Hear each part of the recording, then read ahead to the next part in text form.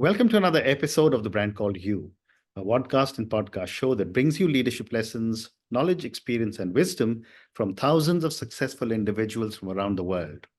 I'm your host, Ashutosh Garg, and today I'm delighted to welcome a very accomplished professional, a podcast host, and a fellow member of the YPO from Arkansas, USA, Christina Lecuyer. Christina, welcome to the show. Thank you so much for having me. I'm excited. Thank you.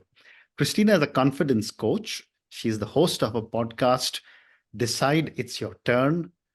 Christina is a former professional golfer and a TV host. And as I mentioned, she's a member of the YPO. So, Christina, before we talk about coaching, tell me about your own journey from being a professional golfer to becoming a top confidence coach. Yeah, absolutely. So I always kind of start out with a quick story. When I was 18, two things happened to me. One, and most people kind of snicker about, one, I got really good at golf, and two, I kind of got good looking. And what happened during that time is I got a ton of external validation. And long story short, I became addicted to that validation. I always thought that, if I got skinnier and got better at golf and started making more money, that I would be happy. And fast forward about 10 years after that, I was about 27, 28, and I had checked all the boxes. I had a golf career. I was getting paid $10,000 a day to play golf with executives. I was modeling. I had a great life, and I wasn't happy. And I figured out that there was a lot of people around me that were much happier than I was, and they had a lot less than me. And so I really dove into the power of the mind, the whole Napoleon Hill, Think and Grow Rich, what you think, positive PMA, positive mental attitude. And for the last, 15 years, I have just been obsessed with creating a life that you love based upon the thoughts that you think. And so I created an amazing life. I always say I'm one of the happiest people that you'll meet because I decided it, and I help people do the exact same thing, just really curating a life and a business that they love that is very aligned to them. Wow. What an amazing journey. And, professional golfer is something really to be looked up to. We are all golfers, and we spend half our lives hacking away on the course. So, but one of these days I must come and play with you in Arkansas. I would love But that. Christina, tell me, what were some of the key challenges you faced while transitioning from such a high-profile sports career to coaching? Yeah, absolutely. And I think this probably speaks to a lot of people. I think a lot of people associate who they are with what they do. And for me, leaving a career as a professional golfer, or I was definitely more of a host. And you mentioned you used to work for Lockheed. I did corporate events for Lockheed up in the Richmond area for years. But basically for me, the hardest part was really transitioning from my identity being in as a professional golfer and a television host to really changing my identity and kind of quote unquote starting fresh. And I think a lot of people experience that, like, who am I without this title? And for me, that was a really hard transition. I was very lost. And so if you follow me over on any social media channel, in particular, I spend a lot of time on Instagram, my handle name is now Be Christina, because I really think that we have to all be ourselves. Be Ash, be Christina, be Karen, whatever it is for you, but really becoming who you are and listening to that inner calling. For me, that was like, I knew that I was no longer in alignment with playing golf, and I really had to make some big changes in order to change my identity. And it's scary. A lot of people are really nervous to do so, but for me, it was the greatest thing I ever did. Incredible, incredible. So let's talk about confidence coaching. There are so many different areas people coach in. What inspired you to focus specifically on confidence? I think confidence is one of the most attractive things. I think it's what makes you extremely successful. And I think a Correct. lot of people lack confidence, to be honest with you. I think a lot of people don't know how to build confidence. I think a lot of people wait to be confident. And I say all the time that confidence is a muscle. The more that you use it, the stronger it becomes. And I think a lot of people are waiting to be motivated. I think a lot of people are waiting to be super clear in life. And again, I think it's backwards. I think for me in particular, and a lot of my clients, I believe it's like taking that action, but failing and figuring out what is next. And the more action you take, the more clarity that you get, the more action you take, the more confident that you become in yourself. And then the same thing with motivation. A lot of people, even something as simple that we all resonate with is working out. Well, I'm not motivated to work out. Well, guess what? No one really is, to be honest with you. No one is motivated, but you take the actions and then you become more and more motivated. So for me, I just think that confidence is one of the big keys. I would pick the person who is clear and confident on their mission over the person who perhaps has the best book smarts, because at the Very end well. of the day, you can have all the smarts in the world, but unless you're taking that and putting it into action, it's really not going to become anything. Well said. And what, in your view, are some of the common misconceptions about building self-confidence? Yeah, I think just kind of something that I said. I think, most people just don't take any action. Most people think that they're going to wake up one day and become confident. And that's actually not the way that it works. Most people have to take these massive amounts of action in order to become more confident. They have to try things. They have to fail. I think unfortunately we live in a society, in a world where failure is looked upon as a negative thing. And I think it's like, if we could all just fail faster and learn that the more you fail, the clearer you get on where it is that you're actually going. And I think something else that a lot of people miss out on is that keeping promises to yourself is a big way to build confidence, because a lot of people lie to themselves every single day. And that little internal confidence muscle that you have. Let's say, for instance, you say like, I'm going to work out today, or I'm not going to drink wine when I get home. But let's say the kids are crazy and you come home stressed out after work, and finally everyone goes to bed and you're like, I'm having a glass of wine or I'm having a cocktail. And every time you tell yourself you're not going to do something and then you do it, you lessen your confidence, because you are telling yourself you can't trust yourself. And so a simple little hack I always tell people is that you like start with something so small.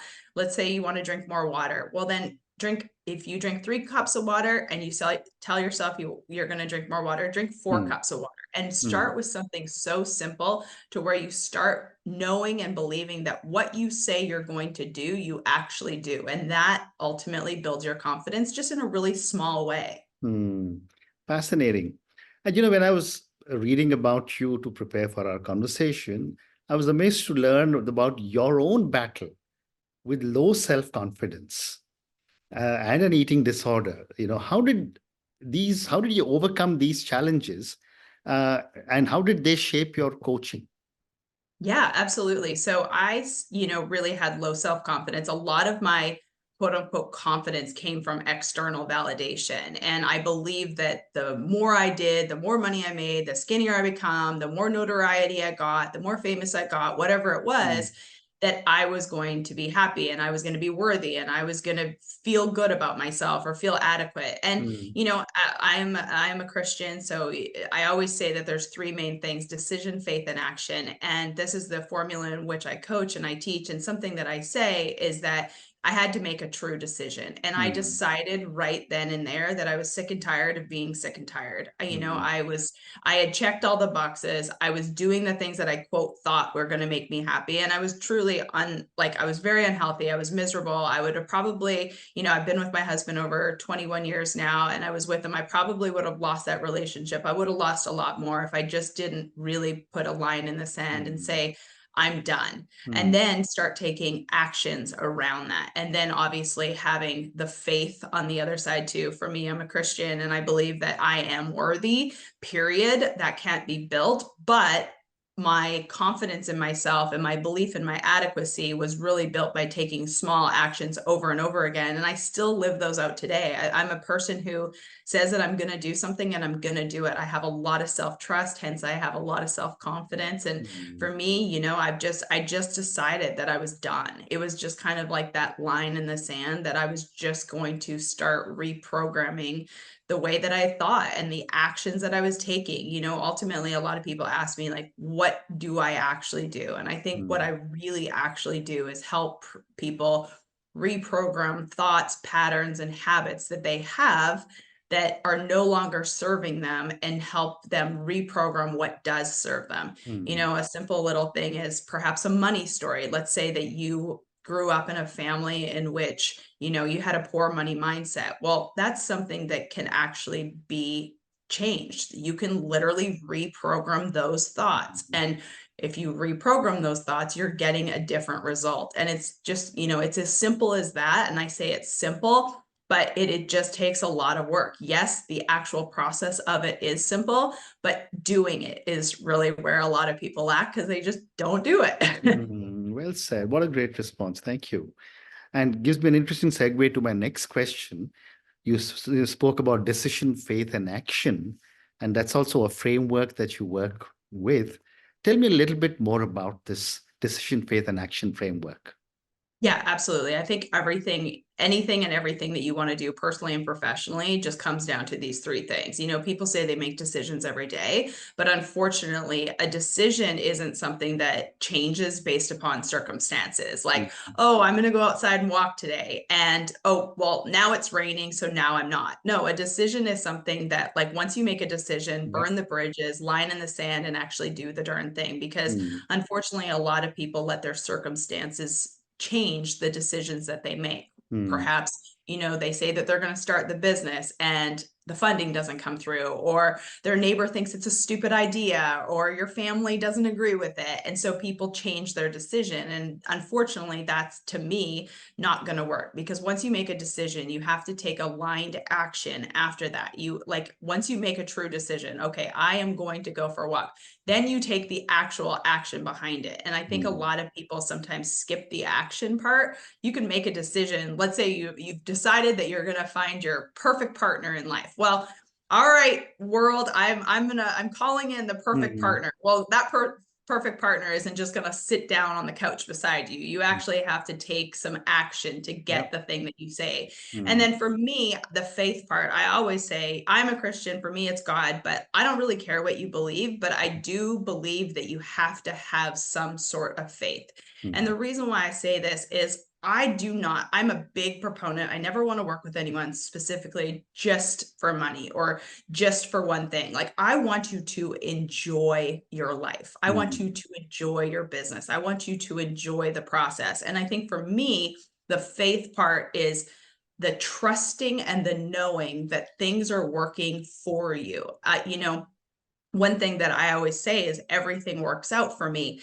And a really good example of this, just to kind of put it in, just to make it clear for your audience, is like, let's say I say everything works out for me and I miss my flight. Well, then in my brain, I am literally figuring out how missing my flight is the exact thing that I needed to happen. Like, everything works out for me. Perhaps I make a new friend on the next plane, or perhaps I sit beside someone that's a great business decision. Let's say I make the flight. Well, of course I make the flight, because everything works out for me. And so I just have that unwavering faith that everything works out for me. Everything is going to plan the way that it should. Even when it's not my plan, I have faith that it is the best plan. Well said. Thank you. And Christina, what role does mindset play in Everything. achieving your own success?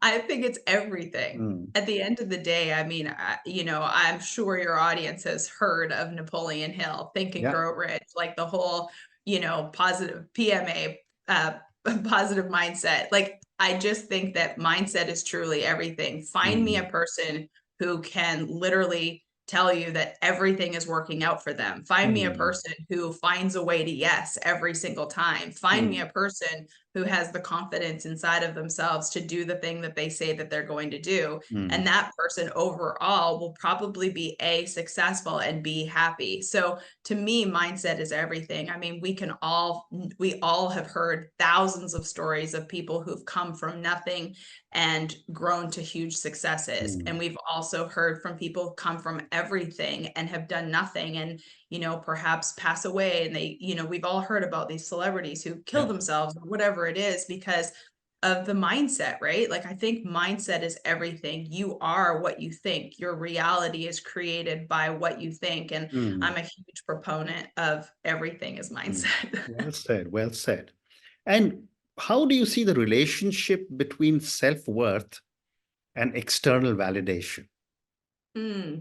You know, I always say, people always say that I'm very confident. Obviously, like confidence coach, I'm a performance coach, confidence coach, whatever you'd like to call it. But a lot of people say that I'm really confident. But, you know, I think if you would have seen me 20 years ago, you would have probably externally seen very similar. I pretty much look the same, I act the same, I pretty much have the same life. You know, it's a little different, but Mm, overall, I have very similar life to 20 years ago. And I mm, think that the difference now is the internal confidence versus the external confidence. You know, we all know those people who come off, and I'm a big proponent of being confident. And like, I think that there's a fine line between confidence and cockiness, mm, but like, really, that self trust, that self worth, just knowing that you know that, yeah, you can tell people that you know, but there's a big difference between telling people that you know and like knowing internally that you know, and mm, having that self internal self confidence and that internal self worth, like mm, knowing who you are, knowing whose you are. For me, again, I'm a Christian, so knowing that I am a child of God, knowing that like I am worthy, period. Doesn't matter if I'm sitting on my couch or I'm making $1 million, I'm literally just as worthy. But also in that knowing in myself that I can trust myself, knowing in myself that like no matter what, I'm going to show up for myself. I mm, think that that is the true confidence that a lot of people want. mm, mm. Well said. But tell me, the fact that you were a professional golfer, the fact that you have been a television host, what role have these, very highly visible roles that you have been a part of? How have they influenced your own confidence and your uh, coaching career? Absolutely. I think they've been hugely instrumental in my coaching career. You know, Mm, people can't see, you know, externally, people can't see how my professional golf career or my television career mm, or modeling or whatever I was doing career could really associate with now helping people create a life and a business that they're obsessed with. They can't see the two, but I think for years, so about 15 years, I worked with, you know, you mentioned to me that you used to work for Lockheed. So mm, a company like Lockheed used to bring me in to play golf with executives.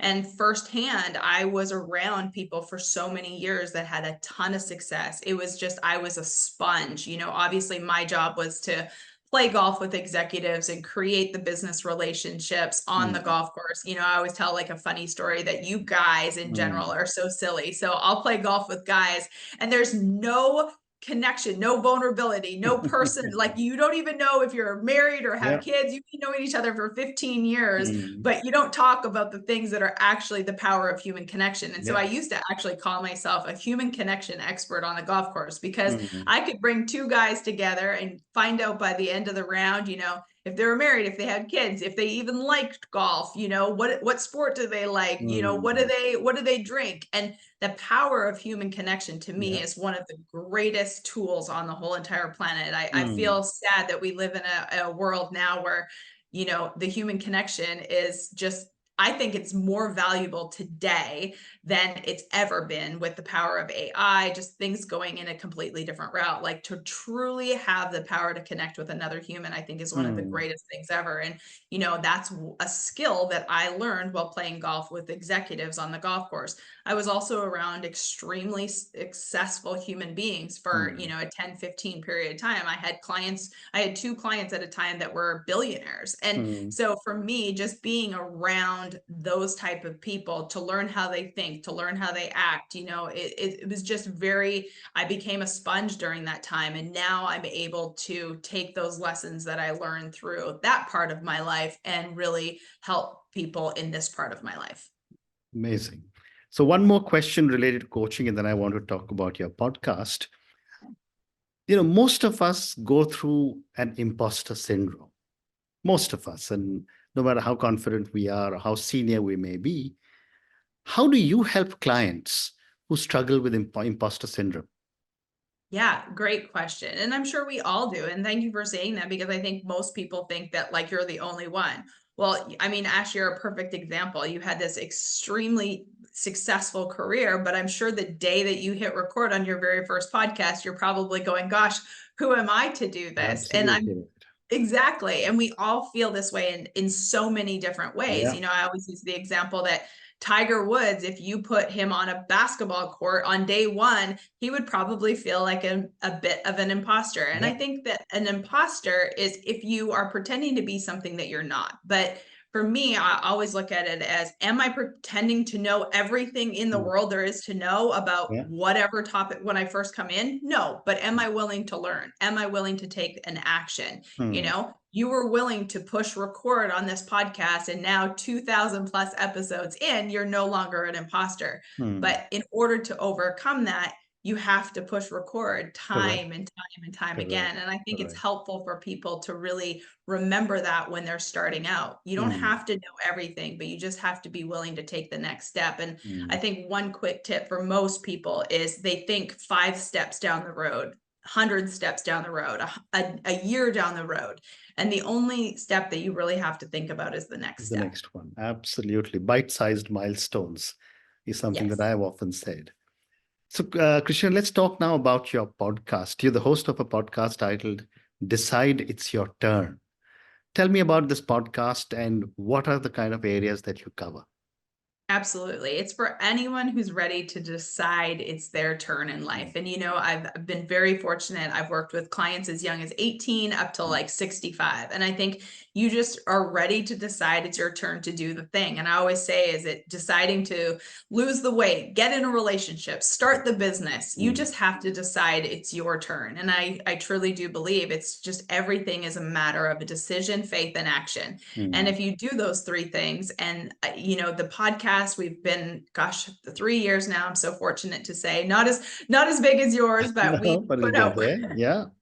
I will definitely get there because I'm not quitting anytime soon. I'm Mm. so fortunate to be able to interview, you know, people like yourself or from around the world, just fantastic people who all have a story about deciding it's their Mm. turn. And it's not only about business, it's Yeah. about people who decide to, you know, get in a relationship, get out of a relationship, decide to change their family stories, decide Mm. to make millions of dollars, decide to start a business, decide to start a podcast, decide to write a book, whatever it is. But it's just for anyone who's ready to decide it is Mm. their turn in life and or business. Very well said. Very well said. And of course, when you're going to decide it's your turn, it's also time to figure out how to put up your hand. And that's where your confidence coaching comes in.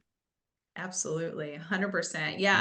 I'm so grateful that I get to work with the people that I get to work with. I mean, it's just really, you know, obviously like being faith-based, I definitely attract a lot of people Yeah. in that area, but it's just really, I get to work with men and women from around the world. I remember probably about 4 or 5 years ago, I had a client from Qatar, Mm-hmm. however you say it, Qatar. And I was Qatar, like, yeah. oh my gosh, how crazy is this that a Mm. person in a country that I don't even know how to say has found me, and I get to work with clients from all over the world, and I'm Fantastic. so blessed that I get to do this. Wow. Fantastic.